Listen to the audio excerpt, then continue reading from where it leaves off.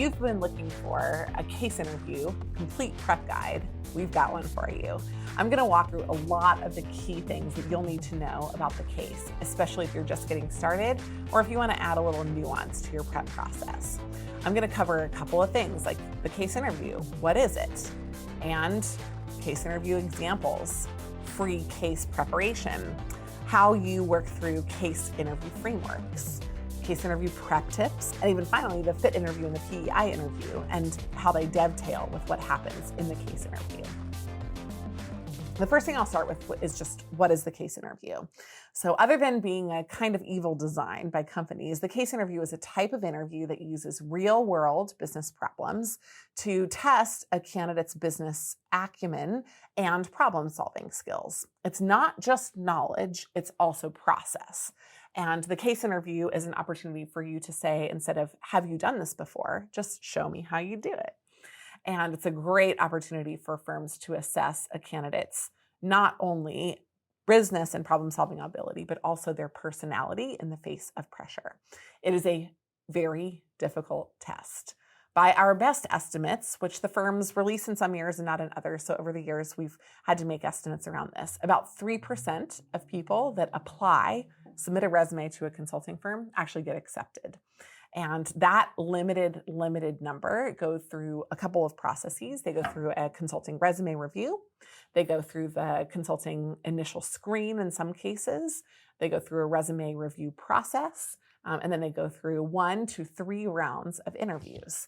So the case interview is a part of the interview process toward the end of that. And there's a big amount of attrition even in those rounds of interviews.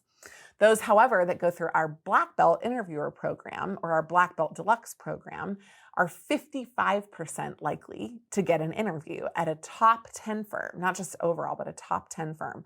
We have an incredible rate of success. And I'm going to talk you through, as I go through the different parts of the case interview here, what makes candidates successful when they understand each one of these pieces. For case interview examples, let me break it down to 3 different types of cases. There are 3 different types of cases that you might encounter: the one-on-one case interview, a group case interview, and a presentation interview. I'm going to give you a little brief example of what each of those would be like.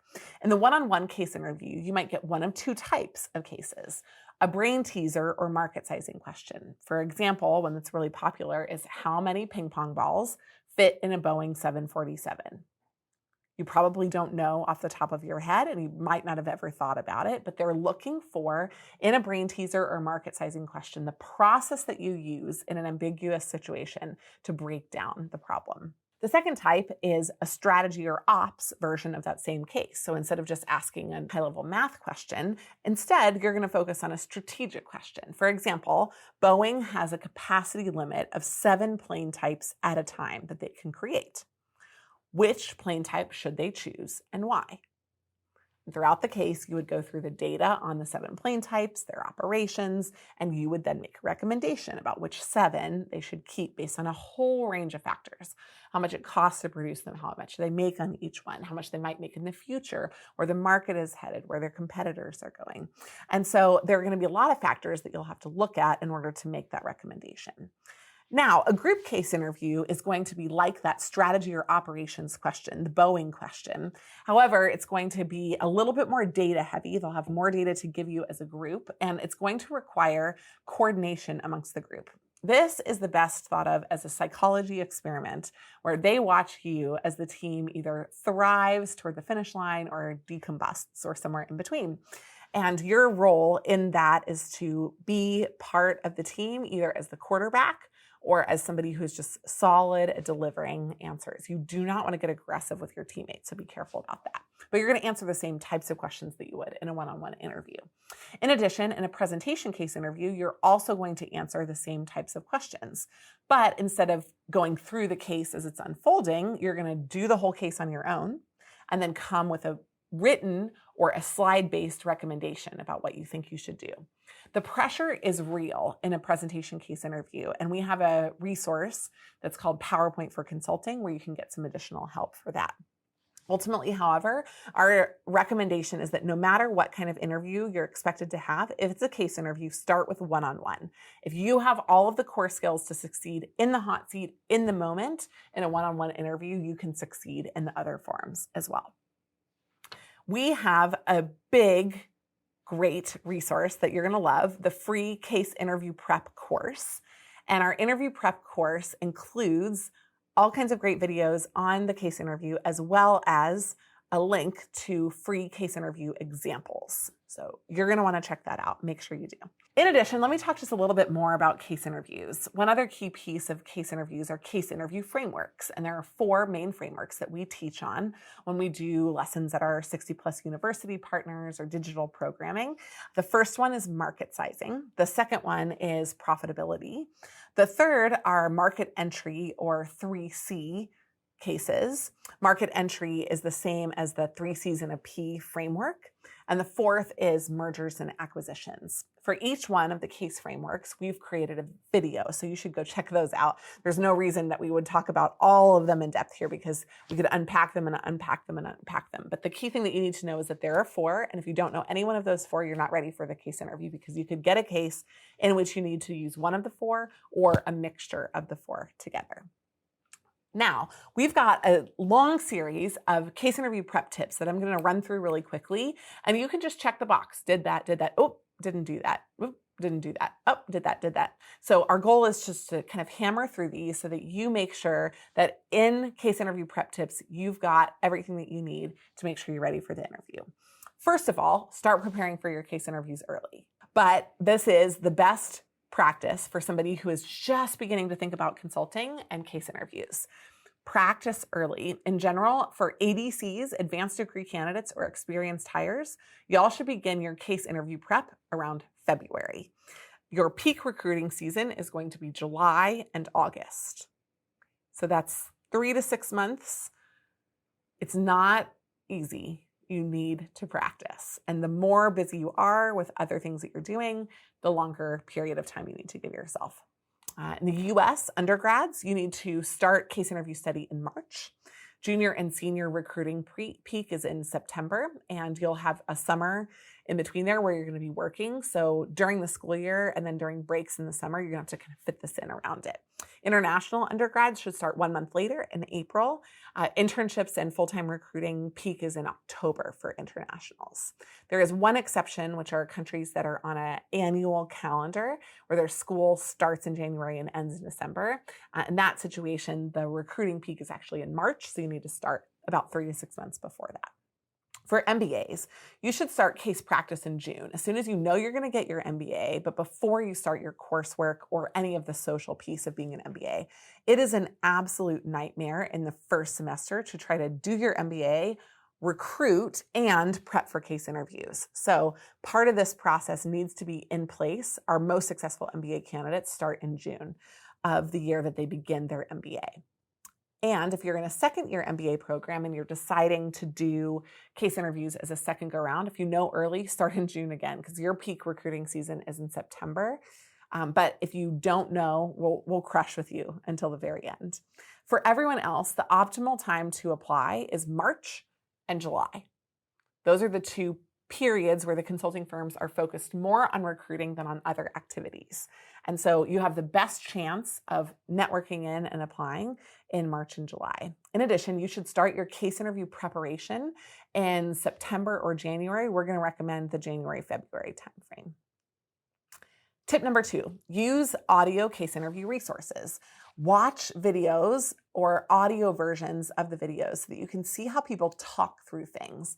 We found that people that over-index on audio and video are better at the case interview than those that over-index on reading. Reading is fine, but audio and video are going to be much better for you. Number 3, even better than listening to other people do it, is to practice cases out loud a lot. If you practice case interviews out loud, you're going to be much more successful in the case because you'll figure out what you do and don't know as you're trying to explain it. One of the examples of this is if you've ever had something and tried to demonstrate mastery of it, sometimes somebody will ask you, can you teach me? If you can't teach it, you don't have mastery of it. So the case interview is an opportunity to begin to talk through something to the point of mastery. For number 4, quality case interview practice matters. What do I mean by this? If you practice well, you can use 20 cases. If you practice poorly, you'll need 60 to 100. If it was me going through the process again, I would absolutely want the 20 limit. But that doesn't mean that I can practice the 2 the same way. I need to practice the 20 better. What makes it more effective? You've got 2 options. Number 1, you need to review with a critical eye every performance you go through. Number 2, you need to go through and make sure that you are working with a coach. It can be a peer who is one level above you, or it can be an expert coach like the ones that are hand-selected, the limited number of people that are on our team that are literally the best in the world. It can be one of us or it can be one of them, but it needs to be somebody who will give you outside feedback that will push you further than you could go on your own. Number 5, get comfortable with mental math. If you're not comfortable with mental math and you're used to using a calculator and Excel, it takes a little getting used to. So again, 3 days before the interview, can we do it? Sure, we've done it. If we have our choice, we'd rather have you be getting comfortable with mental math over a period of time and revamping that muscle for you. We'll be right back after this quick break. Does case math freak you out? If so, join the upcoming Case Math Intensive, happening Sunday, July 25th.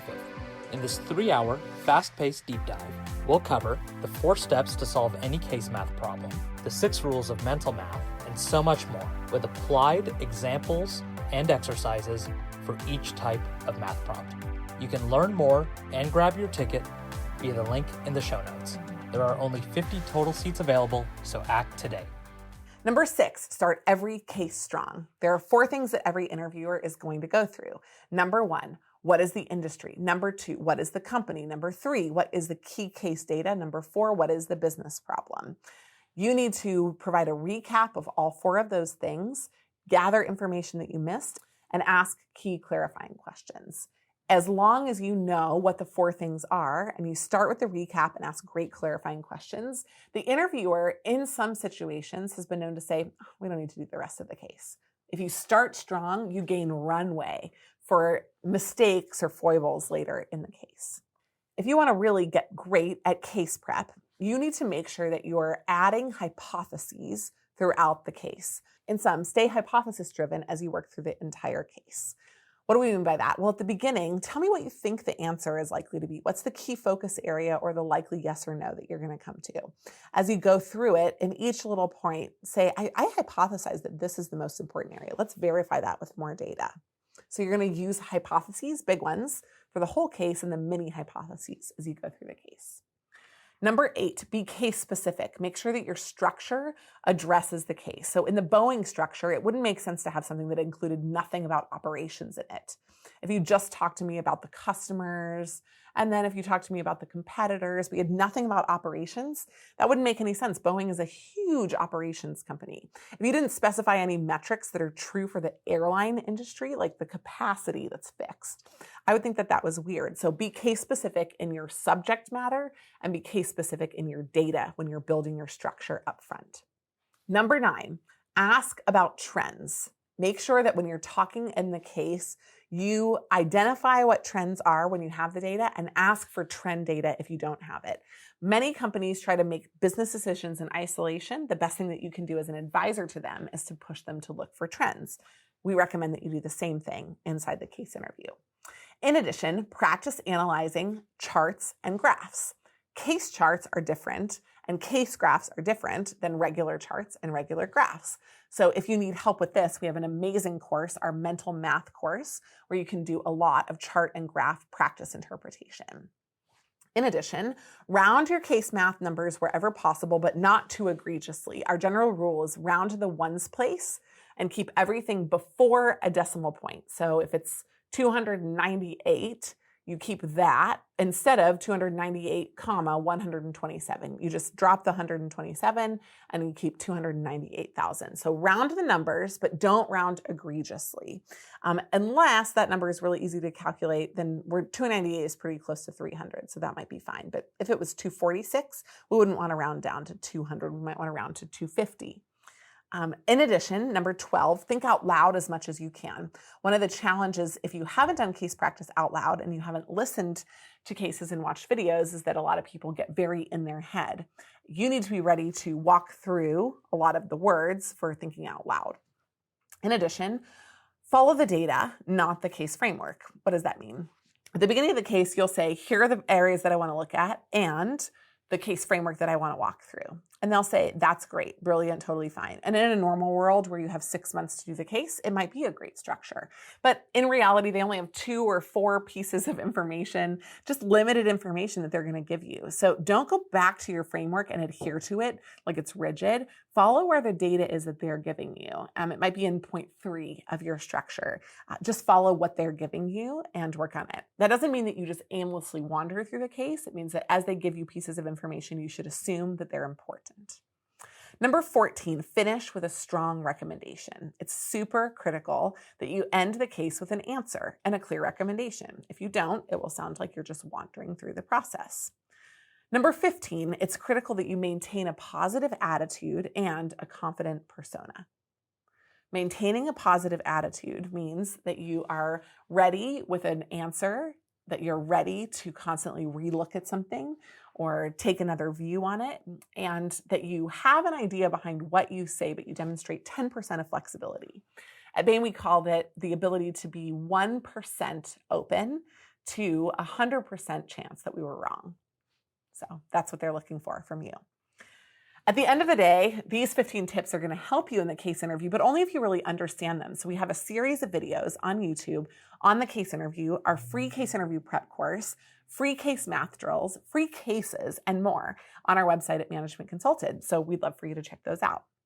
Finally, to wrap this up, the case interview is a big portion of the total interview in consulting. The consulting interview consists of more than just the case interview. It also consists of the fit interview. And in the first round, the fit interview is just a dabble of 2 to 3 questions. In the second round, it's almost half of the time and the score that you'll spend. And some firms even overweight it more than that in the final round. The assumption in the final round is that you can do a case. The question is, are you a good fit with the organization? McKinsey calls their specific fit interview the McKinsey PEI, or the McKinsey Personal Experience Interview. So as you're walking through the case interview process, we just wanted to put a red flag up and say, don't forget that the fit interview is also going to be super important. In conclusion, the case interview is probably the hardest interview that you'll have for your life. It's one of the most challenging things to train for, but there are a lot of people that have gone before you that have done it well. In general, we would love for you to succeed, and we would love to help you in a future black belt course or in one of our digital courses online at Management Consulted. We hope that you enjoy this and all the other free resources that we have for you as you continue your journey on your way to becoming a consultant and beyond.